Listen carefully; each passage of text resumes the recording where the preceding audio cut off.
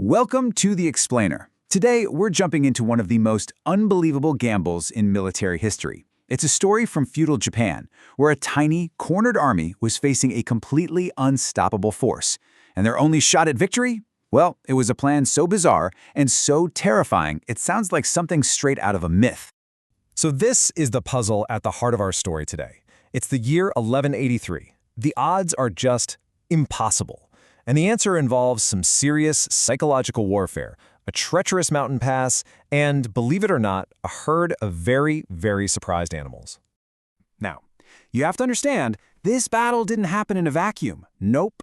It was a massive showdown in a sprawling civil war that was basically for the soul of Japan.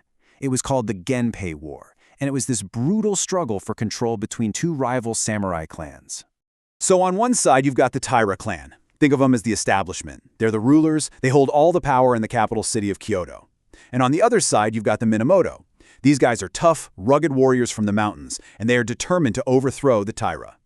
Their leader, Minamoto no Yoshinaka, actually grew up in these mountains, and let me tell you, he knew their secrets like the back of his hand. And what's really cool is that the Minamoto were not what you'd call a conventional force. One of their most famous and most feared warriors was a woman named Tomei Gozen. She was a master samurai who fought right alongside Yoshinaka in all his battles. Just a truly remarkable figure, especially in an age of almost completely male-dominated warfare. So by 1183, the ruling Taira had just had enough of this mountain rebellion. They decided that's it. They put together a colossal force with one very simple goal: march north and completely obliterate Yoshinaka's army. And when I say colossal, I mean it. The Taira sent a massive army of 40,000 soldiers. This force was led by a guy named Taira no Korimori, and he was probably feeling the pressure to score a big win after a pretty embarrassing defeat he'd suffered earlier. And facing them, what did the Minamoto leader Yoshinaka have to work with? Just 5,000 warriors. That's it. A tiny fraction of the army marching right towards them. The difference was just staggering. I mean, look at this. The Taira army was 8 times bigger. Their commanders were so overconfident, they weren't even thinking of this as a battle. To them, it was just a simple extermination mission. They truly believed their sheer numbers made defeat completely impossible. But here's the thing, the Minamoto leader, Yoshinaka, he knew something important. He knew that in his home turf, in those mountains, a clever plan could be way more powerful than a giant army. He wasn't going to fight their battle. No, he was going to make them fight his. So Yoshinaka came up with this brilliant multi-part strategy. It was an absolute masterpiece of deception and surprise, and it was designed to turn the Taira's greatest strength, their huge numbers, into their single biggest weakness.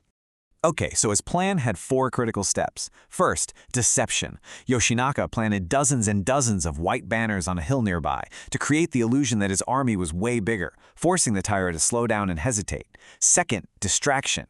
He engaged them all day in these formal archery duels, which was a samurai tradition they couldn't really refuse, and that kept them pinned in one spot.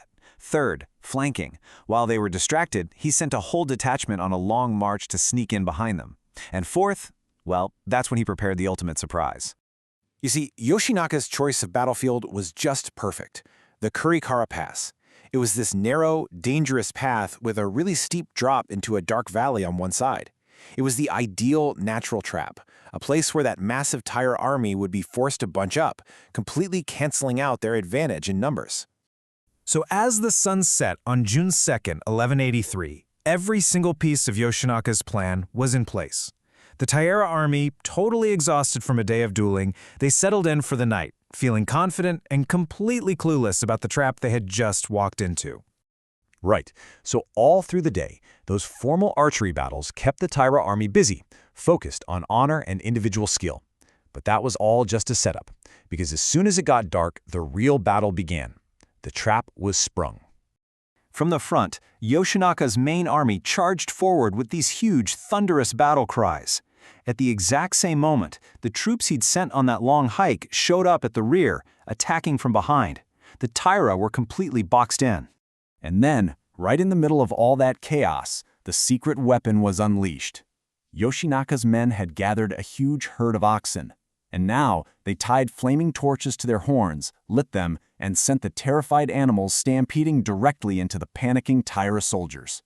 The psychological shock must have been just devastating. The Taira soldiers were completely terrified. I mean, imagine it, attacked from the front, ambushed from behind, and now facing what must have seemed like a demon herd of fiery beasts charging out of the darkness. Their discipline just shattered. They broke and ran in absolute chaos.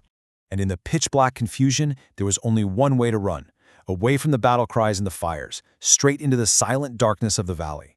But this was the deadliest part of the trap. They plunged headfirst over the edge into the deep Kurikara Gorge, a fatal drop that Yoshinaka had been counting on all along. The battle was a total, crushing victory for the Minamoto. Thousands of Taira soldiers were lost in a single night. So what did this incredible, shocking victory, achieved against impossible odds, actually mean for the future of the war? Well, this single battle was a complete catastrophe for the Taira. It didn't just shatter their main army, it shattered their morale, their whole reputation. With their main fighting force gone, they were forced to abandon the capital, Kyoto, losing their center of power. And just a short time later, Minamoto no Yoshinaka, the mountain rebel, marched into that same city as a hero. The Battle of Kurikara became the great turning point of the entire Genpei War. The Taira's whole aura of invincibility was gone, their grip on power was broken. This one victory paved the way for the Minamoto clan's ultimate triumph and the rise of the very first shogun, which would fundamentally change the future of Japan forever. So why does this all matter?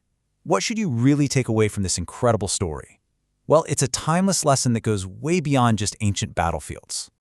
The lesson here is that cleverness, strategy, and the guts to try something completely unexpected can overcome even the most impossible odds.